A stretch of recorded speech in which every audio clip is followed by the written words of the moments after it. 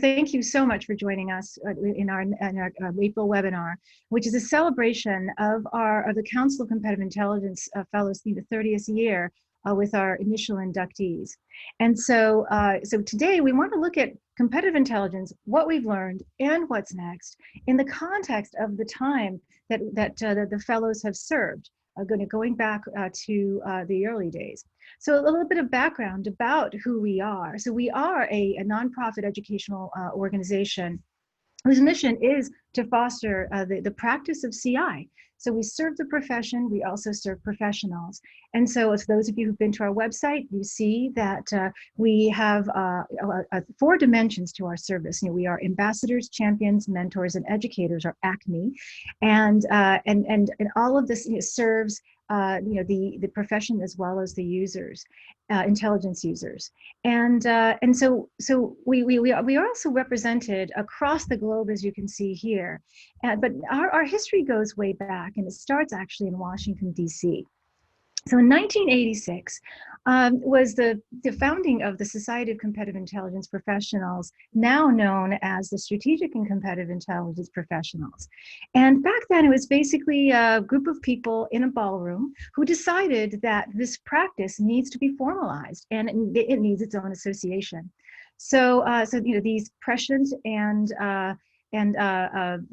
driven leaders created this body that still exists now. And in 1990, it was a recognition of the first CI fellows under SCIP. And subsequently, we've been recognizing fellows on an annual basis. And so the folks who've been the founders since 1986 are among the first cohorts. And the very first cohort, as you can see, going back 1990 is Robert Pfeiffer, Leonard Fold, Jan Herring, and Dr. John Prescott, many of whom you may know. And so they've written books and published papers, and basically this cohort and those in the early days helped to shape the profession, the field, the practices that we've been engaging in since. So we have a lot, we have a lot to be thankful for, and we have them to thank for it as well. And so in 2018, the CI fellows formalized to this nonprofit status, and we became this body that is the Council of Competitive Intelligence Fellows. And so rather than being purely an honorary association as it had been, and individuals within it were continuing to advance the practice of CI, we banded together, and so now we are a body that holds a number of different educational initiatives to continue in this work on a more formal basis. So this is where we are. And so today's fellows who are on the webinar are Dr. Brad Ashton, Sean Campbell, I'm Cynthia Chen Correa, the president of the CI Fellows, with Mark Chussell, Claudia Clayton, Dr. Craig Fleischer, who is our vice president, Suki Fuller, August Jackson, Derek Johnson, Clifford Kalb, Martha Mateo, Ellen Naylor, Dr. Michael Newgarten, and Elise Knuckles. And so you'll hear from us in various ways, via the chat, also via this discussion that we'll be having, and so please feel free to weigh in, those of you who are in the audience, and via the chat panel, and also, as I mentioned, you post in the Q&A, and if you would like to speak, I'm happy to open the line for you as well. So as we go. The core of our discussion here is really going to be looking at our practice through the decades.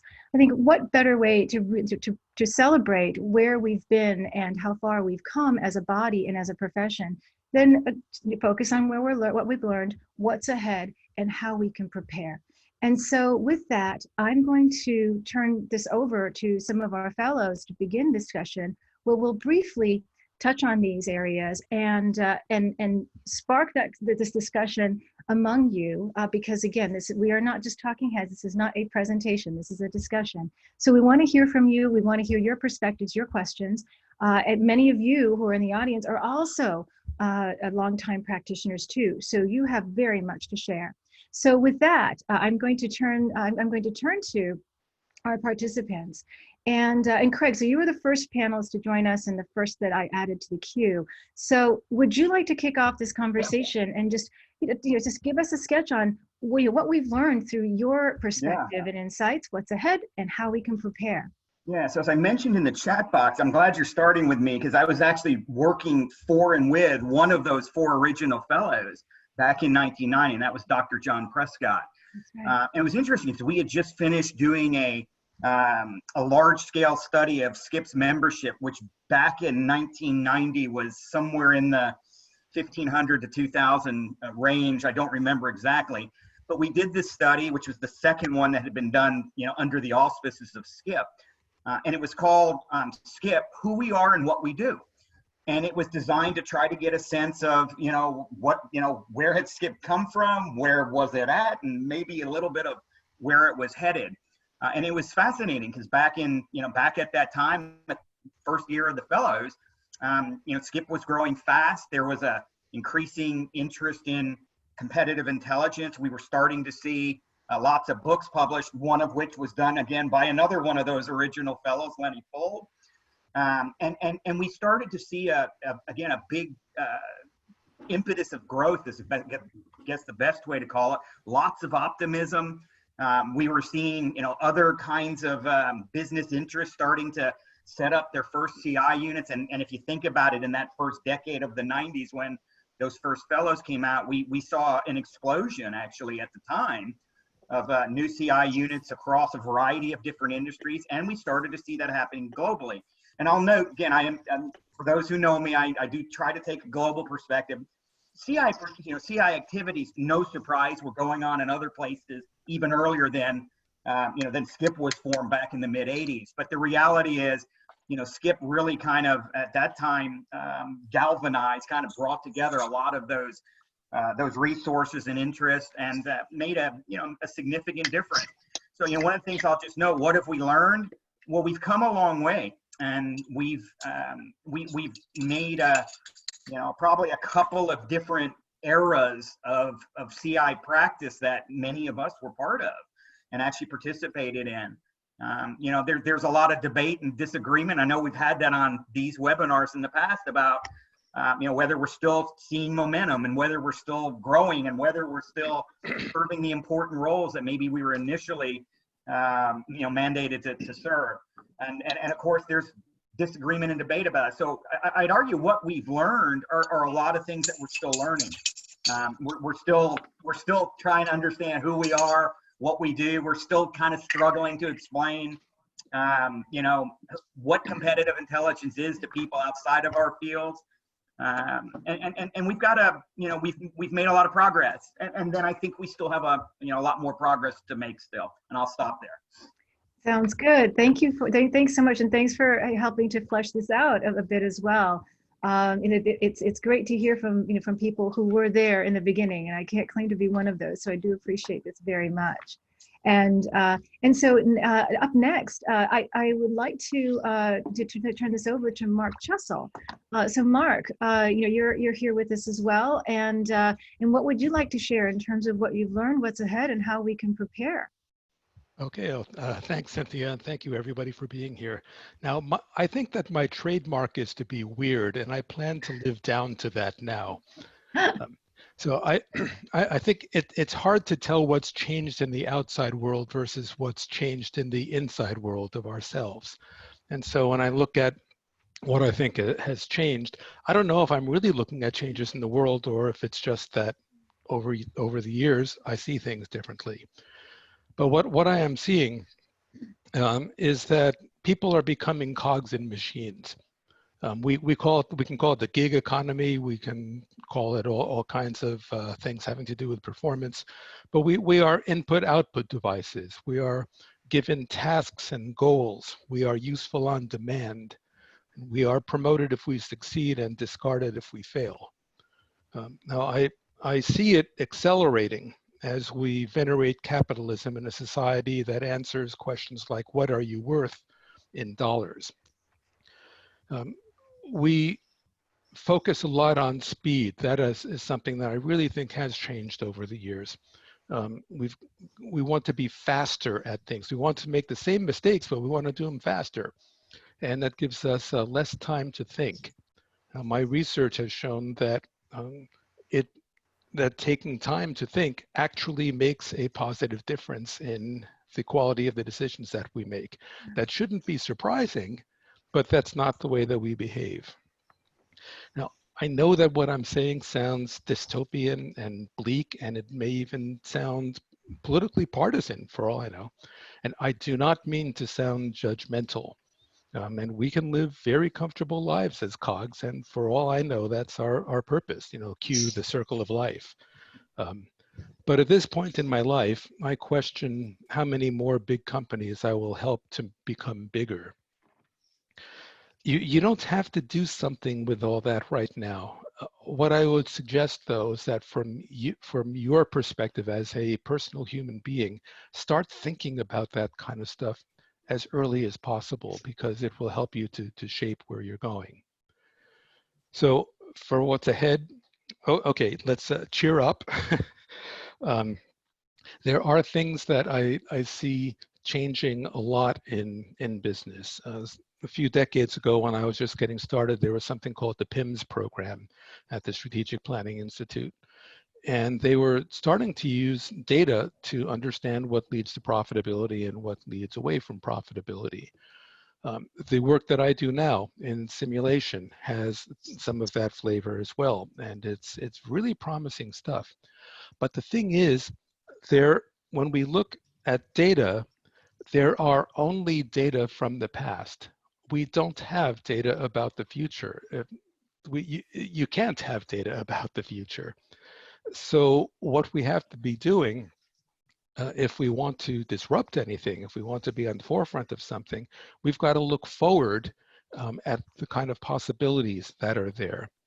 And what makes me optimistic is that I see much better decisions being possible for businesses and for us personally. And that, I think, can improve life for everybody. As for how you can prepare, the best that I can offer is to do your best to think something new, see something new. I've had a bunch of people go through some simulations that I've developed.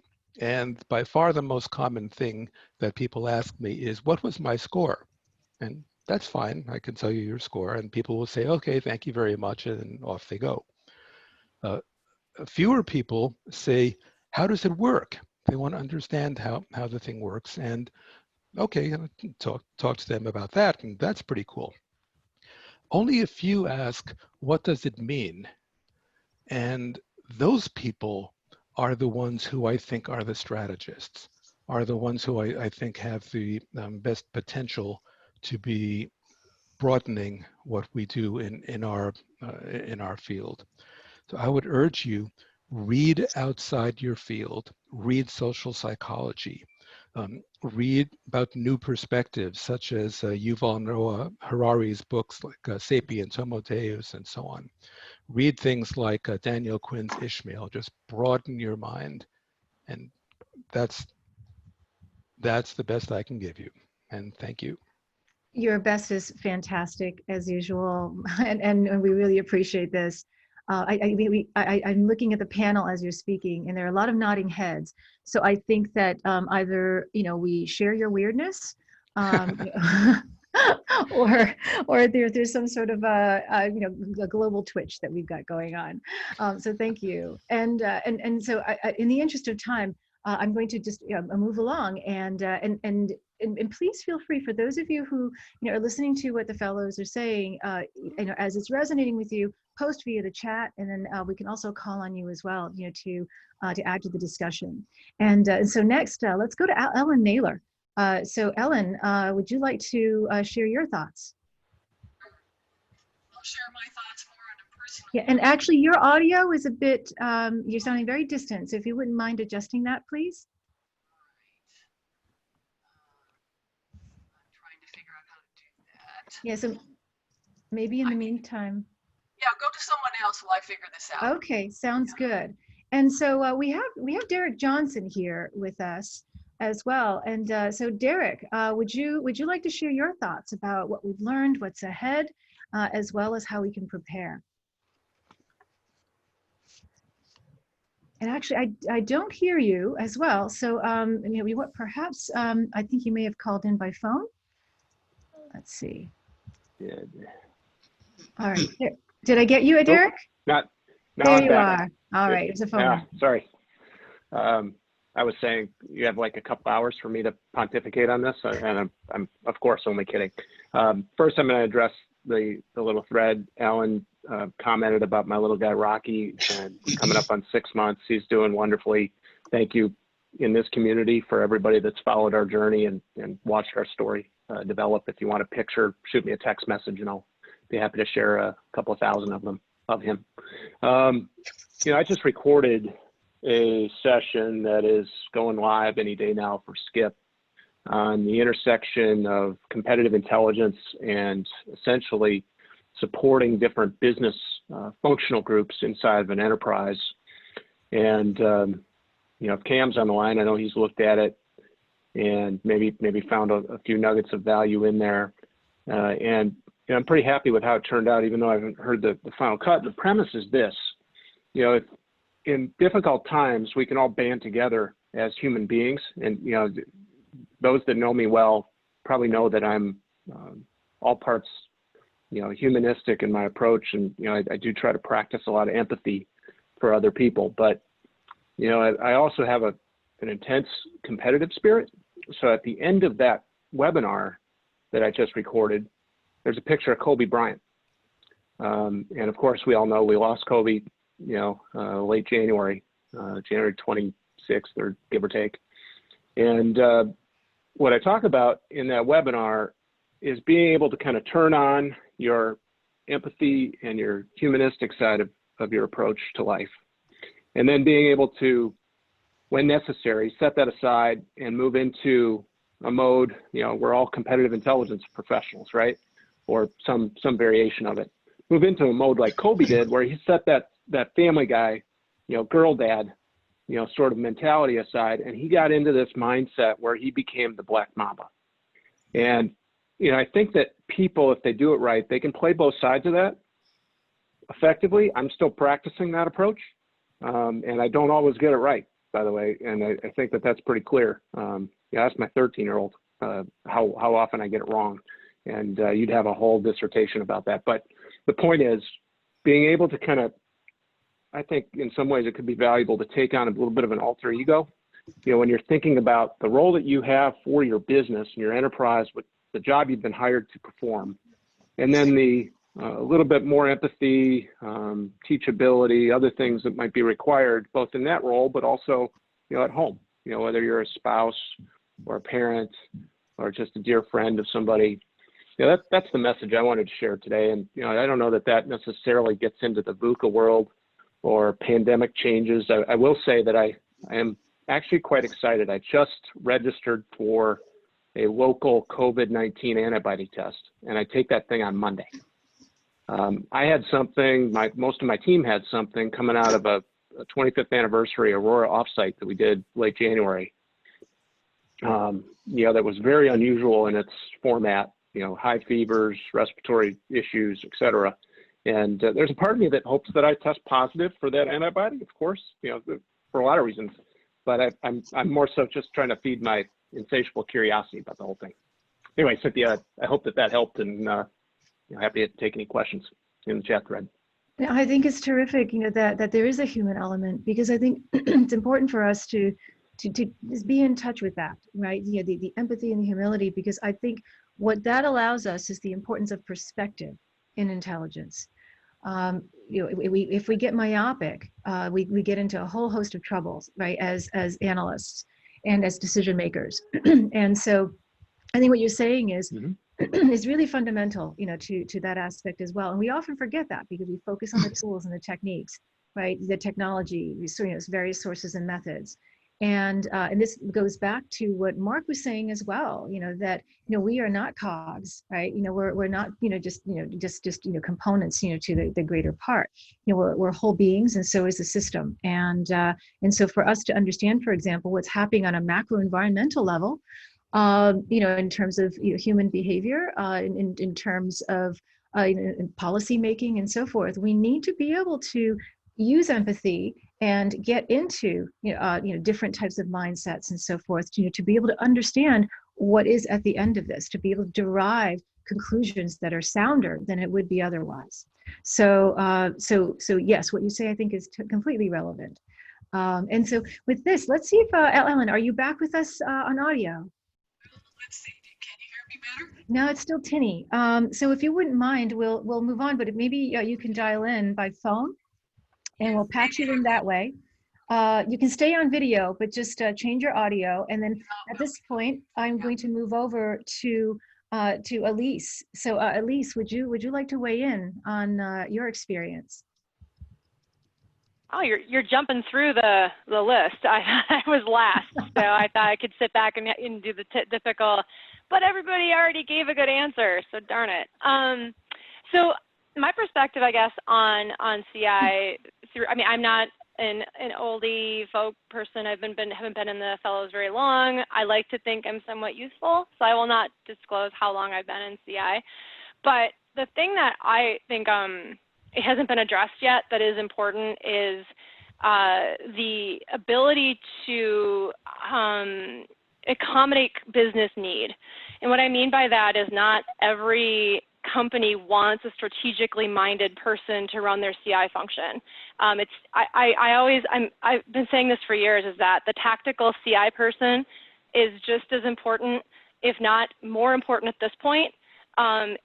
With what we're living with right now and how companies are struggling, that tactical CI person is going to navigate these really treacherous waters for companies to help them stay afloat while the world is kind of becoming chaotic around them, where customers are not buying product at the same time or services at the same rate as they used to. And I always say that if you can't get your current sales teams and marketing teams in line with a solid tactical competitive strategy, it doesn't matter what your strategic strategy is, because your company may not exist in 3 to 5 years to see that strategy through. So I just want to give a massive call out to those on the phone that are doing the grunt work of helping sales enablement, helping the marketing teams properly position their teams. That's a huge effort that I think oftentimes does not get appreciated like it should. So just know there are folks in the fellows that absolutely appreciate what you do. Thank you. That's terrific. And so as we move along here, let's see, I'm just trying to get Ellen. Are you on phone yet? You're not. Okay. So let's go to August as we continue to skip ahead. So yeah, August. But so many others have had great comments already. So I would like to synthesize a couple of things, actually, because people have shared some great comments, and I'll start with synthesizing what Elise was just sharing. Absolutely, the tactical competitive intelligence and support, the role of sales support and bringing competitive insights and macro insights into marketing and other functions is really very critical. And I remember early on in my Skip membership, there were a couple of articles that seemed to indicate kind of like, well, if you're not talking to the CEO on a daily basis, you're nothing and you're useless in competitive intelligence. And they, and some of those authors, some pretty prominent people, I'm not going to call people out by name unless you get a couple drinks in me, hit that hammer really, really hard. And I had just come through the telecommunications industry in the early 2000s went through effectively a depression that really makes even some of the most dramatic economic impacts of our current situation with the COVID-19 pandemic actually look kind of mild by comparison. And I don't say that to understate the severity of what anybody's experiencing right now, but I was in an industry in the early 2000s where we went from here's your blank check for $3 million for this consultant or this analyst. It doesn't really matter what they're doing. And, in a space of a month, we went from, hey, would you mind bringing your own staples from home because we can't afford staples anymore.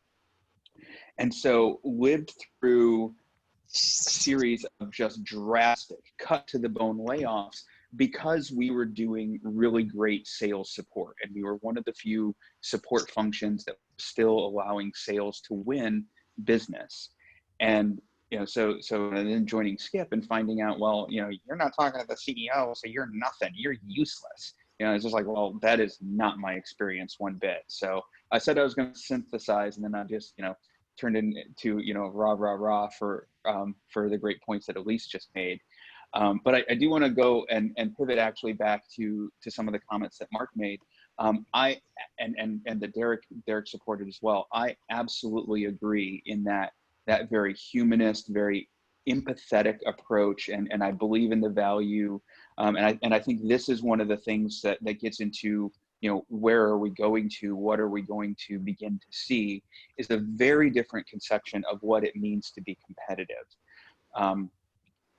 Picking up on some of those themes, I've been thinking a lot and talking a lot with some of my fellows about things like non-zero sum competition. The idea that the basis of competition is being the best version of you or your organization that you can possibly be, as opposed to necessarily beating your competition in some zero-sum game. I mean, I like to compete as much as the next guy, but thinking about competition in terms of having somebody who's a competitor who's smart and good at what they do and delivers value for the customers, and is somebody who's pushing me to do all of those things for myself better.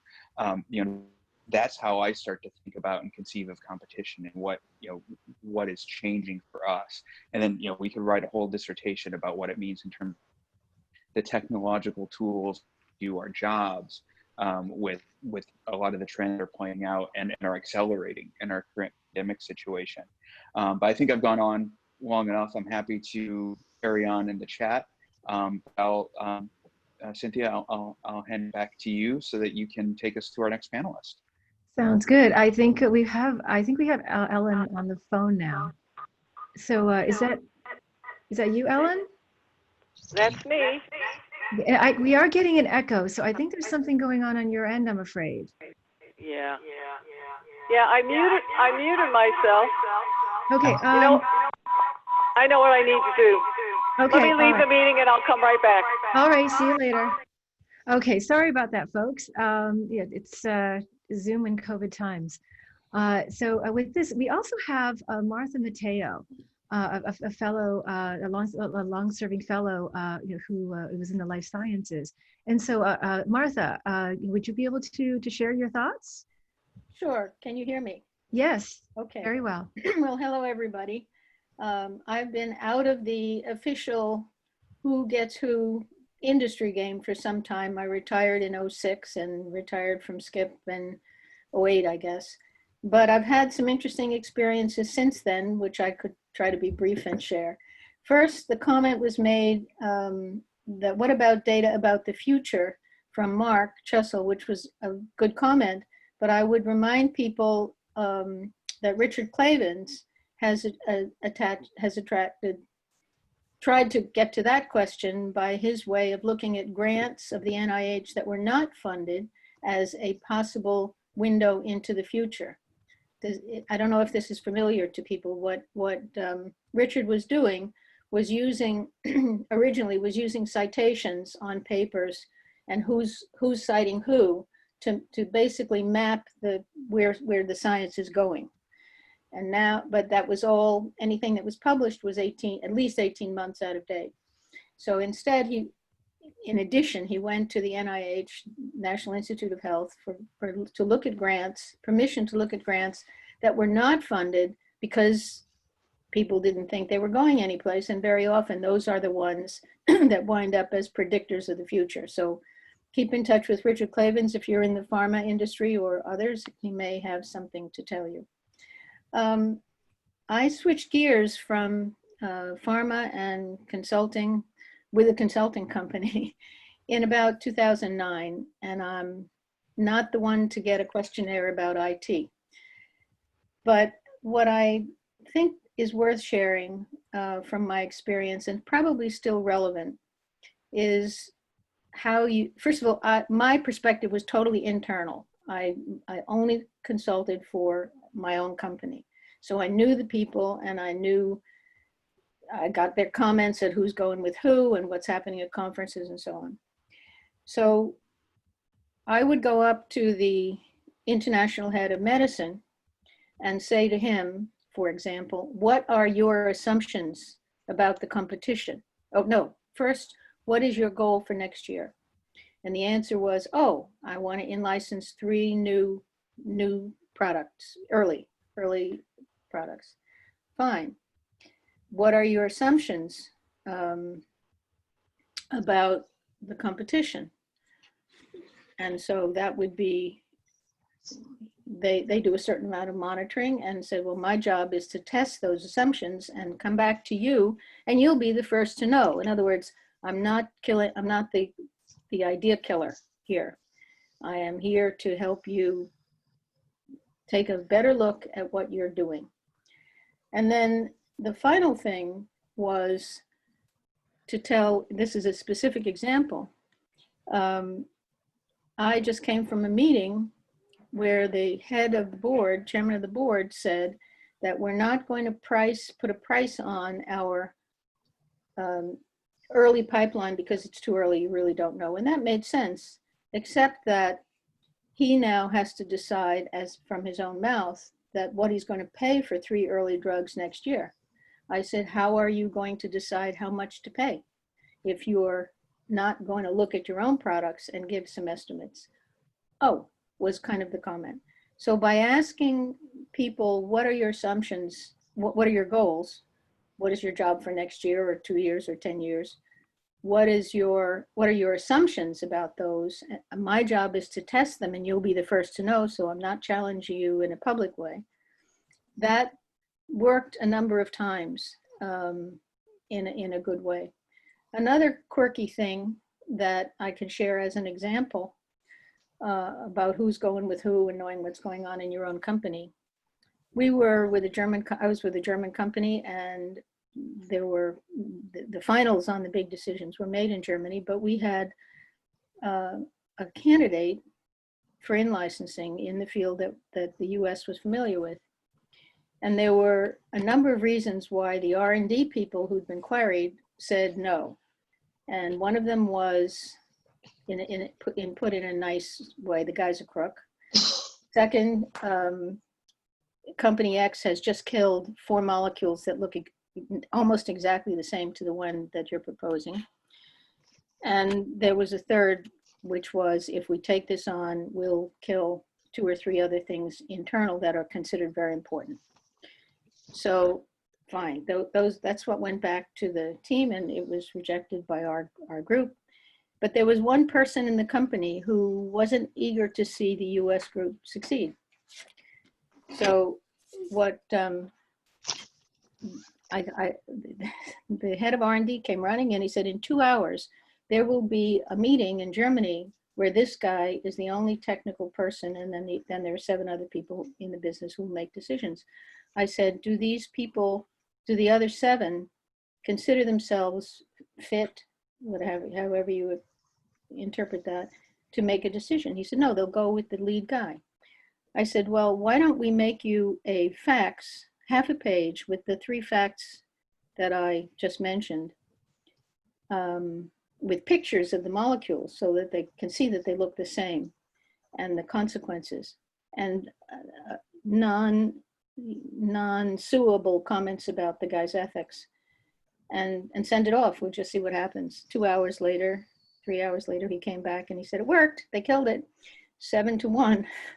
So this is taking the temperature of your company, but from different angles, or your client, from different angles, to see where the important decisions are and how they're seen across the board. So if I can have a few more minutes, I just want to say what I'm doing now.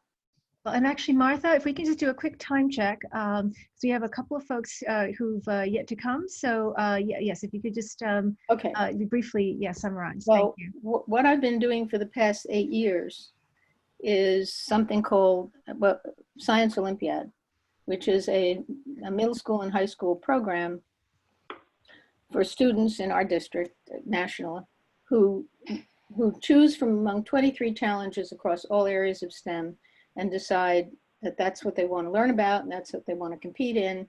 And there are 3 big competitions at which they will check themselves. Now, I went in this because the school district needed it, needed the exposure in STEM.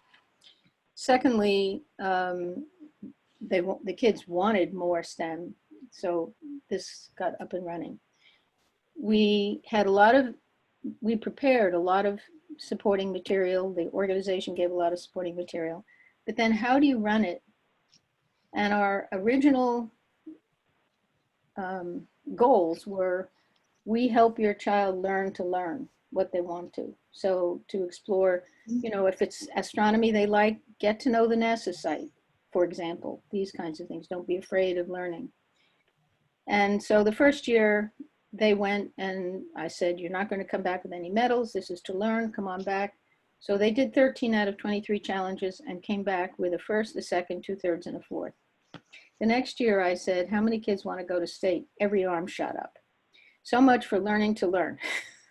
We want to win. So then for the next period of time, it was a question of getting the kids and the families familiar, and the coaches, because we began to recruit coaches in the community who were expert in STEM or just loved a particular issue, to work with the students.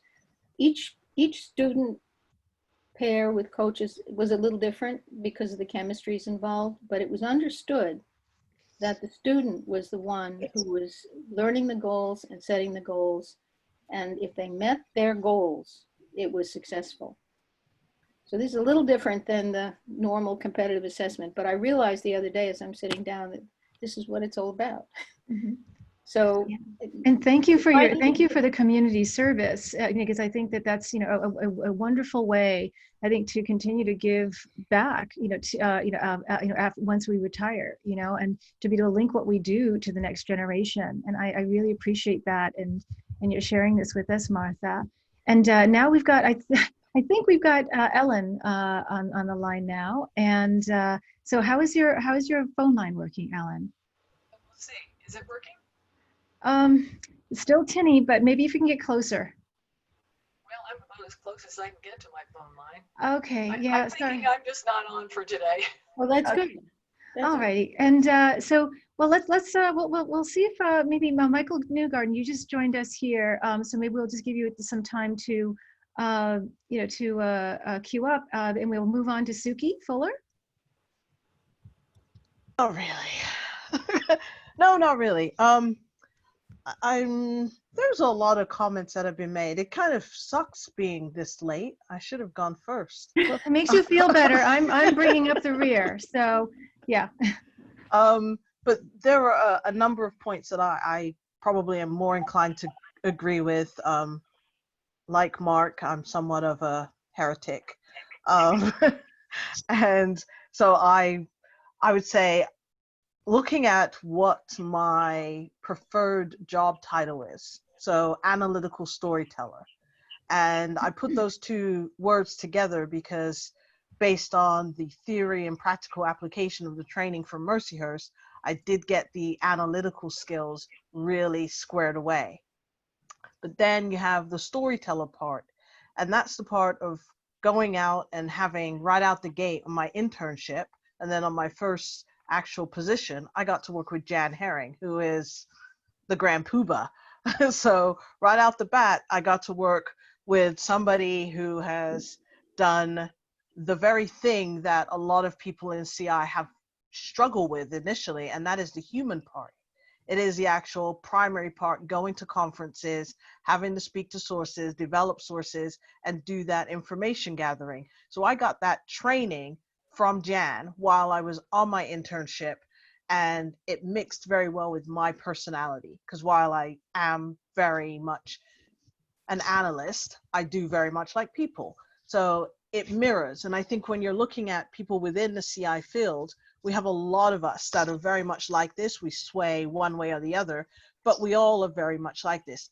But I think that in the past few years that I've been in the field, that been in the sector, the career, whatever you want to call it, I've seen too many people lose that human element, and they've become very much desk in the way that they function, because society has valued intelligence as being something of data. And so we're losing that part, that ability to be able to tell the story of that data.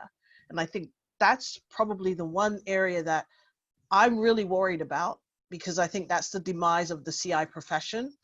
And because anybody coming in now can analyze data, you don't even need to actually be able to analyze data. You can just feed it into some machine and it does it for you.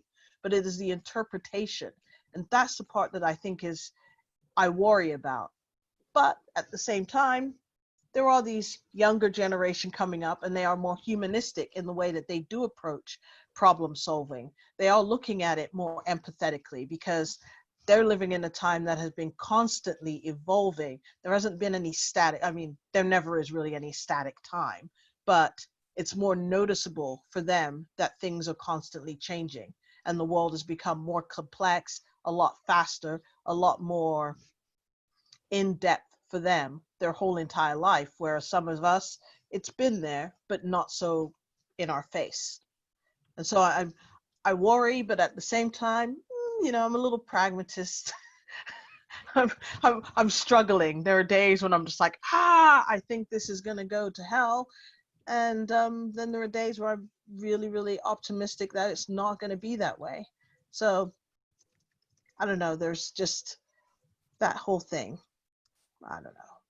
Too many comments that have been made that mirror what I was going to say. So, meh.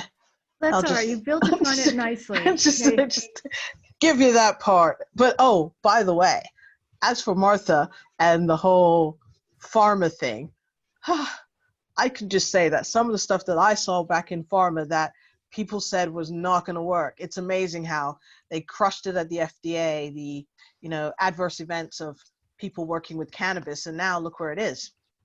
So what can I say? Let's look at what was being developed 20 years ago. It's probably going to be the cure for something now. Right. That's terrific. I really appreciate this. And actually, we're gonna give Ellen one last shot to see if we can get her phone to work. So Ellen, let's see where you are right now.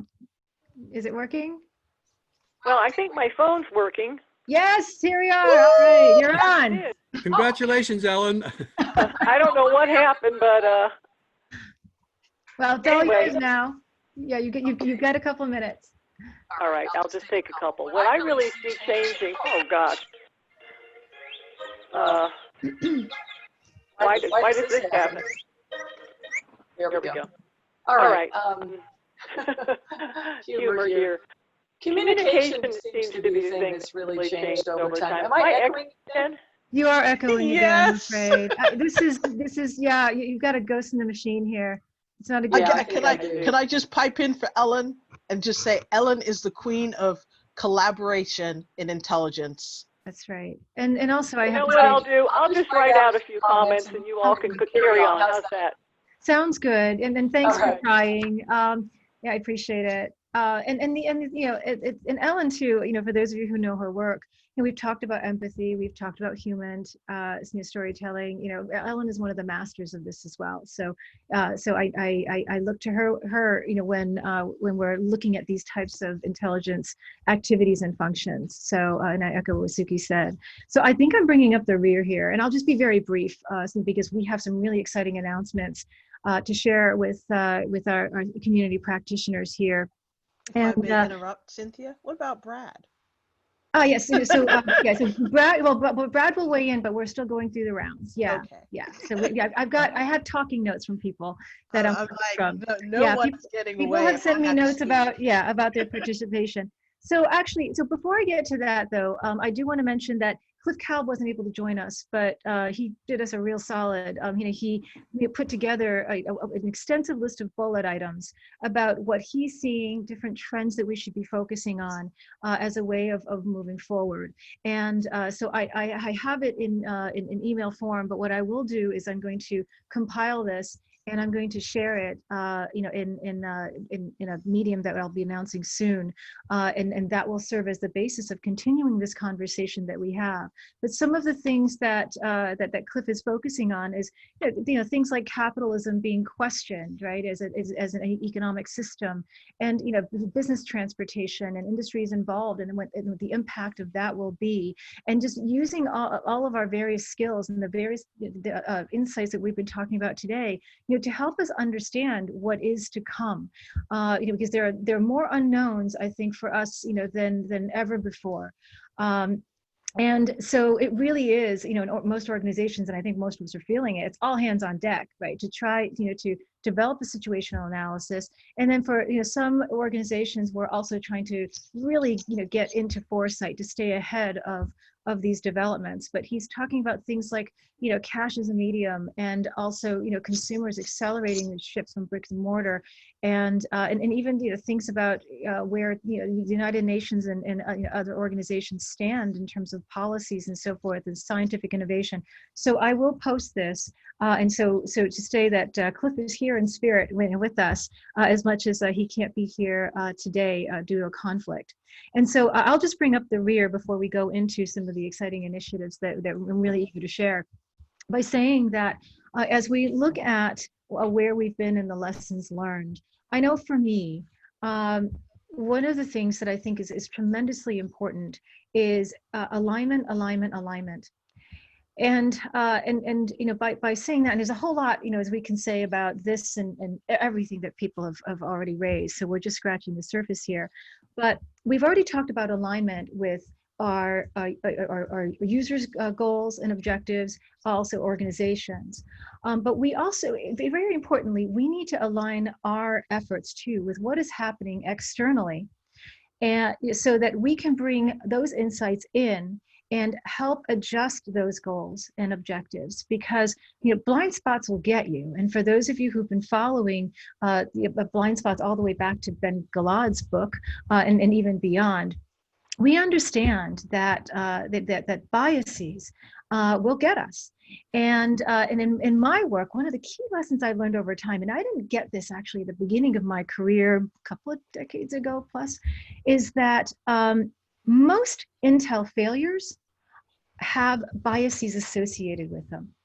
And so by definition, it's really hard to get ahead of biases, but there are things that we can do, to mitigate their effects. And so it's really important that we expand our perspectives by doing so, and by being keenly aware of what our biases are, also our users' biases. What's impeding them from seeing what it is that you want to communicate? What is impeding them from seeing what's out there that they need to be bringing internally? And what's impeding them from seeing what may come? And so here we are, squarely in the middle of this pandemic crisis. We've all heard about, a lot of warnings and so forth, that's occurred, over, the decade plus about this. And the key here is that there's more to come. There will be more surprises, and more of the unforeseen. And so how can we try to see as much of that as possible? And so if we focus ourselves on not just aligning internally, but also aligning with what is happening externally, so we can bring that in to the internal and be the leaders and advisors that our users need us to be, whether or not they realize it. That's important. So how can we prepare for this? Well, many of us are not in a position of advisors, at least in terms of foresights and forecasting. And one of the things I want to mention is that Victoria Richards mentioned in our last webinar in March, that, what do you do in a situation where you have users that are really focusing on what is ahead of them, immediately ahead of them, and what is in the now, as opposed to what is further down, along the cone of uncertainty. And the important thing here is that, we need to try to take more of make more of an effort, to help them understand the importance of getting ahead of the issues instead of being reactive. And so, as we do so, we're living this right now. We're living the effects of it. So we can point to this and think about how much we could have ameliorated, what we could have avoided, how well could we have prepared for this if we had seen it coming, if we had heeded some of the warnings that were in place. So anyway, There's a whole lot I can say about this and about biases and so forth, but I do want to touch on this as we think about how we can prepare. And I'd like to take this, into different media that that we'll be sharing with you in the coming months. And so one of the things that I'm really excited about to share is that we'll be launching in May the CI Community of Practice on Slack. And so for those of you who are not on Slack, it is a collaboration, a team building tool that exists. And the CI fellows are already on it for our own purposes internally, but we also want to create a community of folks like you who will join us in discussions like this, because what we've come to discover over the course of the past couple of webinars is that the webinars in and of themselves do not answer the questions in a timely way. Once a month doesn't cut it, and we tend to run out of time. So by creating this community of practice, we can provide ongoing practice support. We can build on discussions that we might have initiated here and on the chats that we oftentimes don't have a chance to get to. And also, because we can segment this, according to different channels, we can create different types of collaboration opportunities for folks who are out here as well. And we can provide you resources too. And I do want to mention that if somebody could mute yourself here. I'm hearing somebody seems to be on the phone and okay, excuse me. I'm just gonna, okay, I'm taking over here. All right, so excuse me, sorry about that. And so, so what we want to do is we want to bring this to the community so that this is an ongoing discussion. So stay tuned for the launch of that. We'll be announcing this via our newsletter. So sign on for that. Instructions to come at the end of this if you're not already signed on to our newsletter. And it will also be announced on our website as well as our social media group, Twitter and LinkedIn. And then we're also launching our CI Fellows Mentorship Program. So I'll be turning this over to Elise Nockels in another 30 seconds or so. And I also want to mention that in celebration of the 30th year of our initial inductees, we'll be conducting an interview series of a number of fellows who have contributed to building this practice over the years and gaining their insights. And so we'll be conducting these interviews and offering them via video, podcasts, and also in writing. And we'll be doing this on a rolling basis throughout 2020. So again, keep a lookout for these announcements. And then in September, we'll have the virtual summit series. And so this is meant to complement the different conferences that are out there that are already in the CI space. And with the virtual summit series, we want to take what's hot, what people really care about, different topics that people want to dive into. And we're doing deep dives into narrow topics. And so we'll have a series of these throughout the year, and we'll start with the one in September. So again, keep a lookout for the dates. But this is what we have in store for you for 2020. There will be more to come, but this is what we're ready to share right now. So without further ado, I do want to turn this over to the CI. The Mentorship Program Committee, led by Elise Nockels, and it's Suki Fuller and Ellen Naylor are also a part of this. And so it's all yours, Elise. Thanks, Cynthia. I'm going to run through this really quick, but huge kudos to Suki and Ellen for being like they did all this work. I just get to talk because I pulled the short straw. So that's the only reason why I'm on the phone. And Ellen can't seem to get her phone to work for whatever reason. I hope you do figure that out at some point.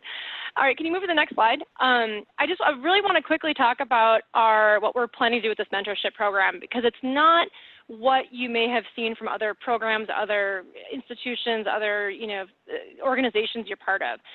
We really want to create a program that is customized around the mentee, the person that is asking for the career advice, the guidance, and so forth. And we're doing it in two different ways. We're customizing the type of program for each individual user, as well as personalizing it for your needs. So very quickly, moving to the next slide, what I mean by customized is we have 4 different levels of mentorship that we think will be useful for the CI community. And these range from anywhere from a Kickstarter conversation, meaning a very introduction, very simple email conversation or a couple phone conversations to talk about a particular topic of interest. That's a very low, entry level into our mentorship program. Then there's the 3 and 6 month options, and these are really centered around a particular business objective. So let's say your boss just said, hey, you're a CI person, go do win-loss. And you're like, I don't know what win-loss is. This would be a great opportunity to do a 3-month mentoring with someone on the fellows who is a win-loss expert. And by the way, we have quite some very good expertise in win-loss. That's just one example. It could be you have to do a battle card, or it could be a strategic presentation. Whatever that is, that particular topic, a 3-month mentoring is an amazing, great way to get that insight from someone on the fellows. The 6-month mentoring is really around more of like a couple different topics. You've got a meatier subject that you want to tackle, or multiple initiatives you need help in your career. That would be where more like a 6-month engagement would make the most sense. And then lastly is the 1-year mentoring, and this is probably more closer to what you've seen from other organizations, more of a traditional mentoring approach, more about long-term career guidance, those kinds of things within the CI community. So that's how we're customizing it. Now, the next slides talk about personalization, and this is where I think we're doing a little bit different than everybody else. So instead of just saying, you're a mentee, pair you with a mentor, boom, done, we're going to take a bit more of a hands-on approach, meaning we want to know more about you, what you want, where your industry is, where your career is going, and where your areas or functional responsibilities are today. Knowing that, then we can match you with someone in our mentor pool that shares the same common industry, same objectives, has the right experience, those things that you need. So it's not just a randomized, okay, you're available match. It's trying to put a little bit more thought up front to make sure the mentor and mentee pairings make sense.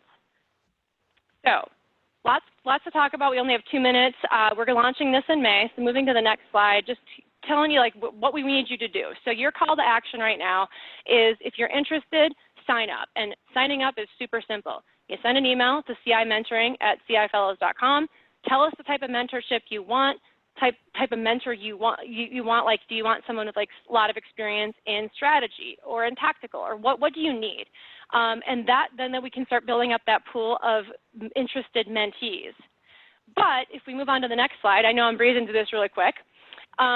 We are also looking for mentors as well. So this is not just a CI Fellows thing. We are just initiating the program.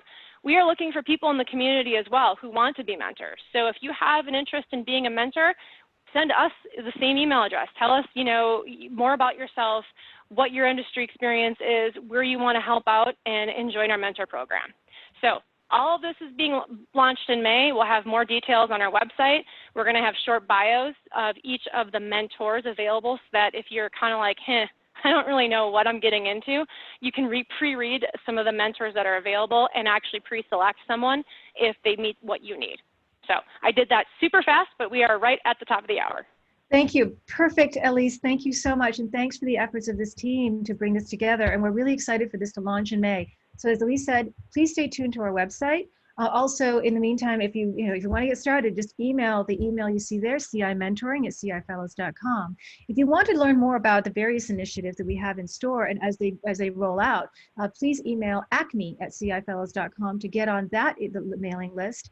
And if you want to listen to recordings of our webinars, you can find it in the path that you see there at www.cifellows.com. But stay tuned to join us on Twitter, as well as our LinkedIn community group. And those are the different ways that you can stay on top of things. But we're really excited about the mentorship program, and also to complement that, the community of practice, because some folks don't want the one-to-one, but you have some quick hits, and you still need some advice and guidance. And so we want to create this community so that we can be supportive. And the beauty of the community of practice too is that it is not wide open.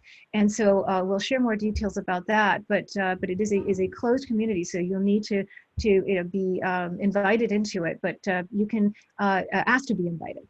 So with all of that, thank you so much for joining us. Please stay tuned to our next webinar is May 27th. So if those of you who are just tuned into our calendar, you'll notice that our webinars are the last Wednesdays of every month. So that's typically when it is. So you can make this appointment viewing and just put this in your calendar for every month. And so our next one will be May 27th. And we'll explore things like sources and methods, how we are adopting and adapting some new sources and methods for our intelligence practices, and also in light of this pandemic crisis.